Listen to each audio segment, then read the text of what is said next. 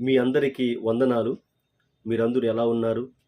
మీరందరూ క్షేమముగా ఉన్నారని ప్రభువు నామమును బట్టి నేను నమ్ముతూ ఉన్నాను.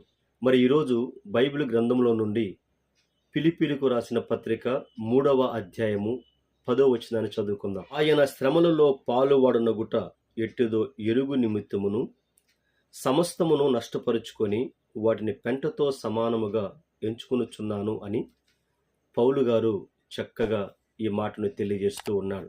పౌలు గారు క్రీస్తు కోసము చాలామంది మనుషుల కంటే ఎక్కువగా బాధను అనుభవించాడు.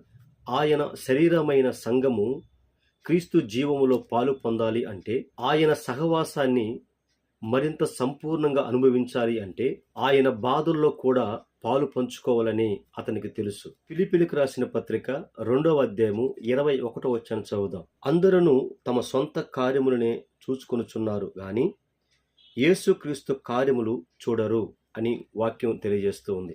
దేవుని కొరకు నువ్వు ఏమీ చేయకుండా దేవుని దగ్గర నుండి నువ్వు ఆశించటము అది అవివేకతనం అవుతుంది. దేవుని కొరకు ఏమీ కష్టపడకుండా దేవుని దగ్గర నుండి నువ్వు ఏమీ పొందలేవు. దేవుడు అన్యాయస్తుడు కాదు. దేవుని కోసం ప్రయాసపడే ప్రతి ఒక్కరికి ఆయన తప్పకుండా ప్రతిఫలమిస్తాడు.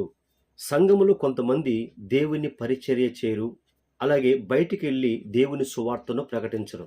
వారు దేవుని కొరకు ఏమీ చేయరు, వారు ఎక్కడికి వెళ్ళరు. కానీ దేవుని మాత్రము 365 రోజులు నాకు ఇవ్వయ్యా అని మాత్రము అడుగుతూనే ఉంటారు. మరే అలాంటప్పుడు దేవుడు వారి అవసరాలను ఎలా తీరుస్తాడు? ఎంత మాత్రం కూడా వారి అవసరాలను దేవుడు తీర్చడు.